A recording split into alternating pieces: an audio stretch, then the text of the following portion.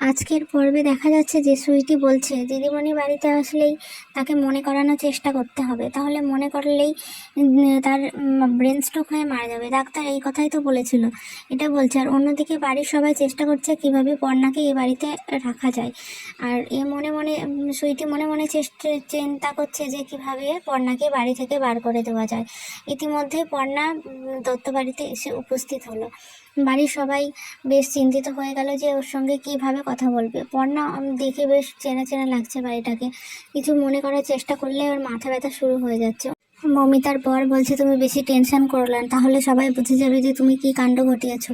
অন্যদিকে জেঠুমনিকে বলছে যে চয়ন বাবা তুমি বেশি ইমোশনাল হয়ে যেও না, তাহলে কিন্তু সবাই বুঝে যাবে। এইদিকে সৃজনের বোন এসে উপস্থিত, সেও মনে মনে ভাবে যে কি বলবে, বৌদির তো কিছুই মনে নেই। ঠাকুমা বলছে যে আমি খুব খুশি হয়েছি দিদি তুই আমাদের বাড়িতে এসেছিস। অন্যদিকে পর্ণার মেয়েকে দেখে পর্ণা খুব ইমোশনাল হয়ে যায়। আর সৃজন ভাবে যে তার নিজের মেয়ে সন্তান থাকা সত্ত্বেও সে কিছুই বলতে পারছে না। ওইটুকু মেয়ে যেটা বুঝে যাচ্ছে যে ওর কিছুই করার নেই, তার বাবা মা সামনে আসা সত্ত্বেও ও কিছুই বলতে পারছে।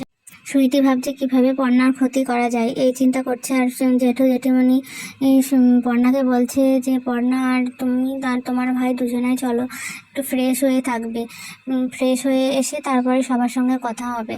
আর পর্ণা তখন বলে যে এইটা একান্নবর্তী ফ্যামিলি, তাহলে এখানে বেড়া দেওয়া কেন? স্বাধীনতা চলে যাওয়ার পরেও কিন্তু আপনাদের মধ্যে এই দূরত্ব কেন থেকে গেছে?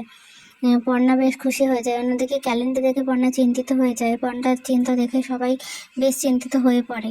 এই পর্বটি আজকে এখানেই শেষ করছি। পরবর্তী পর্ব দেখার জন্য আমার চ্যানেলটিকে লাইক আর সাবস্ক্রাইব করুন। যদি পছন্দ হয় আমার চ্যানেলটিকে একটি লাইক